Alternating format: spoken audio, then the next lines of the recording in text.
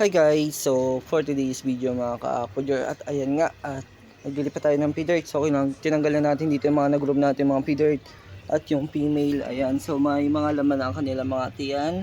So makikita nyo guys mga buntis na yan. So may feeder koi tayo dyan. Ayun oh, napakaangas ng mga feeder koi natin. Ayan, so ililipat muna natin yan guys. At dito natin ililipat. So buhatin na natin yan. Ayun guys yung mga available natin feeder. So binibenta natin yan. So i-acclimation muna natin yan dito. So saan mas maganda ilagay ito guys, kasi may feeder na tayo doon. Ang balo kasi dito ilagay is albino koi. So dito muna sila. Ito, may bakante pala tayo dito mga ka-aquager. Ayan, so dyan muna na sila. So next naman natin huhulihin. Ito guys, ipapakita ko sa inyo ang mga huli natin.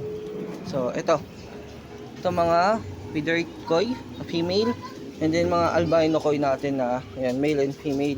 So doon natin sila i-separate para mabilis dumami sa malaki aquarium. So yun lang guys, at baka ilagay ko yung ibang PKBM natin doon kasi usually mas maganda doon kasi direct sunlight at biglang dumami sila.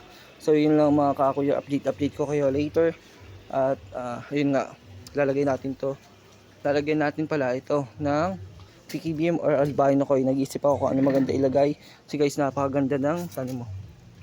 Yan, so labas na labas yung mga prey dyan. So safe na safe. So check natin itong mga albino natin. So dito naman guys is di pa tayo nakapag siphon or water change. So napakatatag naman nila.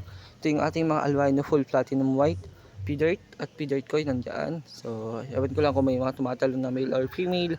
So usually kasi kanina guys may nakita ko dito tumalon. So buhay pa naman siya, nailigtas natin. At dito naman yung ating ito yung ating 24K. So yun guys, so yung mga 24K natin na gold, 24K gold na gaffy. Ayun o, ganda.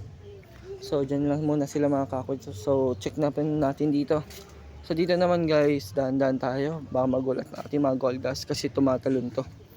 At napakaganda nating ambulbia. So ayun guys, so kung nakikita nyo, ayan yung mga ambulbia natin. So mas maganda yun guys pag naka top view at malago sila, yan o.